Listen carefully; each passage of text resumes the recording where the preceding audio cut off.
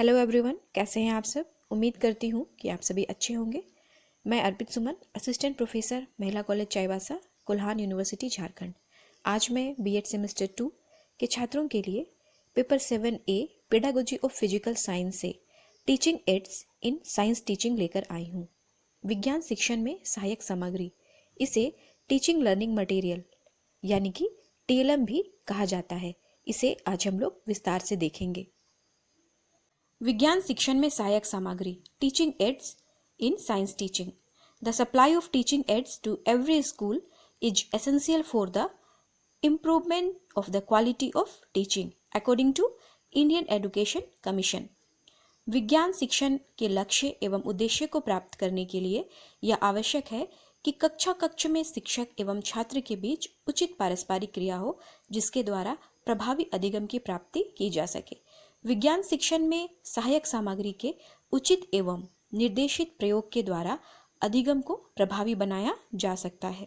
महान दार्शनिक रूसो ने अपनी पुस्तक एमिल में लिखा है, अपने छात्र को मौखिक पाठ मत पढ़ाओ, उसे केवल अनुभव से सीखने दो। जब भी संभव हो आप कार्य द्वारा पढ़ाएं और शब्दों का सहारा केवल तभी ले जब कार्य करना संभव ना हो। रूसो का यह कथन शिक्षण में सहायक सामग्री के महत्व को बताता है। छात्रों में विज्ञान के अध्ययन में रुचि उत्पन्न करने व ज्ञान को स्थायी बनाने हेतु विज्ञान अध्यापक को अनेक प्रकार के साधनों का प्रयोग करना पड़ता है। वह साधन जो अध्यापक के उद्देश्य पूर्ति में सहायक होते हैं शिक्षण सहायक सामग्री कहलाते हैं, टीचिंग एड कहलाते हैं। इसको श्रव्य दृश्य सामग्री के नाम से भी जाना जाता है, ऑडियो विजुअल एड्स भी कहा जाता है। श्रव्य दृश्य सामग्री के द्वारा शिक्षण करने से पढ़ाई की विषय वस्तु अधिक समय तक याद रहती है। The thing which I hear I may forget, the thing which I see I may remember, the thing which I do I can not forget. Kothari commission के द्वारा भी कुछ सुझाव दिए गए हैं टीचिंग एड को लेकर के। शिक्षण की गुणवत्ता में सुधार करने के लिए प्रत्येक विद्यालय में सहायक सामग्री उपलब्ध कराना अति आवश्यक है। सहायक सामग्री वास्तव में अपने देश में शैक्षणिक क्रांति ला सकती है। The supply of teaching aids to every school is essential for the improvement of the quality of teaching. It can indeed bring about an educational revolution in the country according to Kothari commission. तो इस तरह से हमने देखा कि teaching add का क्या महत्व है। राष्ट्रीय शिक्षा नीति 1986 तथा POA प्रोग्राम ऑफ एक्शन क्रियान्वयन कार्यक्रम 1992 ने स्कूली शिक्षा में सुधार के लिए जो सुझाव दिए हैं उनमें स्पष्ट रूप से यह कहा गया है कि स्कूली शिक्षा में गुणात्मक सुधार लाने हेतु शिक्षण सामग्री का उपयोग अति आवश्यक है। टीचिंग लर्निंग मटेरियल का उपयोग अति आवश्यक है। शिक्षण सहायक सामग्री के प्रयोग का मनोवैज्ञानिक पक्ष, the psychology of using teaching ads. वैज्ञानिक अध्ययनों द्वारा यह स्पष्ट हो चुका है कि इंद्रियां ज्ञान के द्वार हैं, गेटवे हैं, तथा इंद्रियों द्वारा ही ज्ञान ग्रहण किया जाता है। किसी नए प्रकार के ज्ञान को सीखने के समय जितनी ज़्यादा संख्या में इंद्रियों का प्रयोग होता है, ग्रहण किया गया ज्ञान उतना ही अधिक स्थायी होता है। ज्ञानेंद्रियां या इंद्रियां ज्ञान प्राप्ति हेतु सिंह द्वार होती है। Our senses are the gateways of acquire knowledge. इसे निम्न रेखा चित्र द्वारा सरलता से समझा जा सकता है। वी लर्न, हम लोग सीखते हैं। 1% थ्रू टेस्ट, स्वाद के द्वारा। 1.5% थ्रू टच, छूकर। 3.5% through smell, सूंघकर।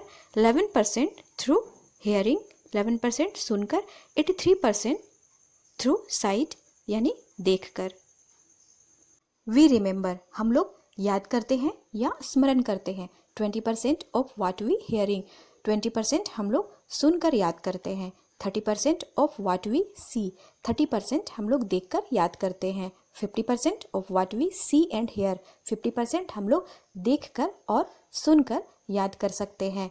80% of what we से, 80% हम लोग बोलकर याद कर सकते हैं। 90% of what we see and do, 90% हम लोग बोलकर और करके, स्वयं करके याद कर सकते हैं। तो इस तरह से हमने देखा कि कोई भी छात्र किस तरह से याद रख सकता है और सीख सकता है। We learn and remember. शिक्षण सहायक सामग्री के उद्देश्य, ऑब्जेक्टिव्स ऑफ टीचिंग एड्स। अब हम देखेंगे कि शिक्षण सहायक सामग्री के क्या उद्देश्य हैं। सबसे पहला है शिक्षण को प्रभावशाली बनाना, टीचिंग को इफेक्टिव बनाना। नेक्स्ट है विषय वस्तु में रुचि उत्पन्न करना, जो कंटेंट है, टॉपिक है, उसके प्रति इंटरेस्ट डेवलप करना। नेक्स्ट है अमूर्त पदार्थों को मूर्त रूप देना, एब्स्ट्रैक्ट टू कॉन्क्रीट, रियल और डिफिनाइट नॉलेज गेन करना। नेक्स्ट है पाठ्य सामग्री को सरल बनाना, जो कंटेंट और टॉपिक है उसे इजी बनाना। नेक्स्ट है अध्ययन रुचियों का विकास करना, जो भी स्टडी इंटरेस्ट है उसको डेवलप करना शिक्षण सहायक सामग्री के उद्देश्य के अंतर्गत आता है। छात्र अवधान को केंद्रित करना, यानी छात्र के ध्यान को केंद्रित करना ताकि वो कंसंट्रेट कर सके, विषय वस्तु पर फोकस कर सके। नेक्स्ट है छात्रों को क्रियाशील बनाना, एक्टिव बनाना। टीचिंग एड्स के द्वारा छात्रों को क्रियाशील, एक्टिव बनाया जा सकता है। नेक्स्ट है छात्रों में कौशलों का विकास करना, स्टूडेंट्स के स्किल डेवलप में टीचिंग एड्स बहुत ही महत्वपूर्ण भूमिका निभाता है। इसके द्वारा छात्र स्किल्ड हो सकते हैं। नेक्स्ट है छात्रों में सृजनात्मकता उत्पन्न करना, छात्र स्वयं क्रिएटिव होते हैं तो टीचिंग एड्स के द्वारा सृजनात्मकता उत्पन्न हो सकती है। तथ्यात्मक सूचनाओं को रोचक बनाना। शिक्षण सहायक सामग्री के प्रकार, टाइप्स ऑफ टीचिंग एड्स। शिक्षण सहायक सामग्री को मुख्य रूप से 3 भागों में बांटा गया है। सबसे पहले है इंद्रियों के आधार पर, on the basis of sense organ. दूसरा है प्रौद्योगिकी के आधार पर, on the basis of technology. और तीसरा है प्रक्षेपण के आधार पर, on the basis of projection. आगे इन सभी प्रकारों को हम विस्तार से देखेंगे और इनके विभिन्न उदाहरणों को हम जानेंगे। इंद्रियों के आधार पर शिक्षण सहायक सामग्री के प्रकार, on the basis of sense organ.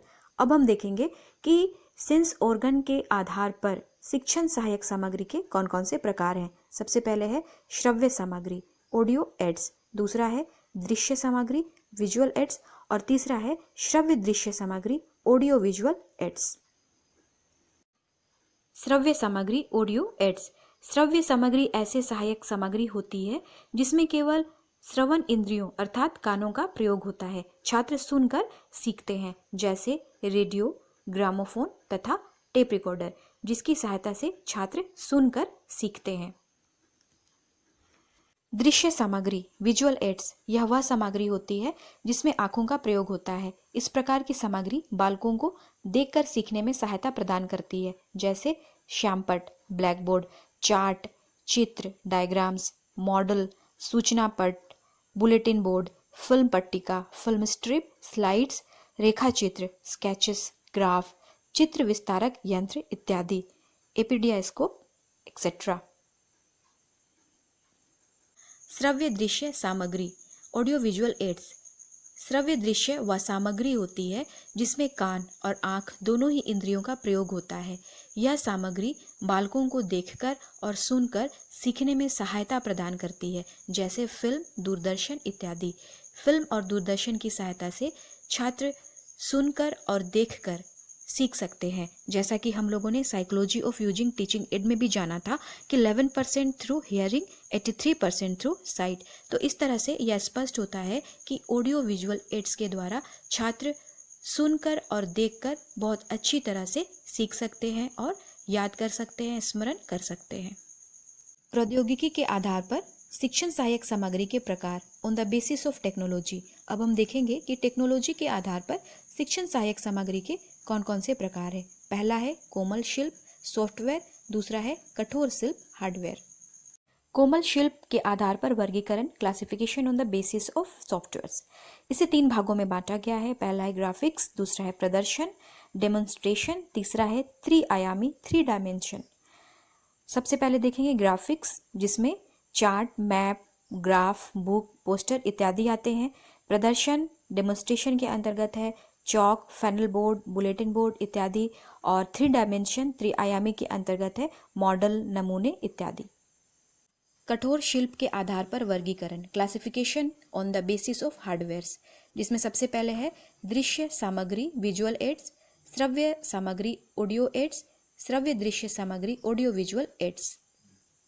प्रक्षेपण के आधार पर शिक्षण अधिगम सामग्री का वर्गीकरण, on the basis of projection.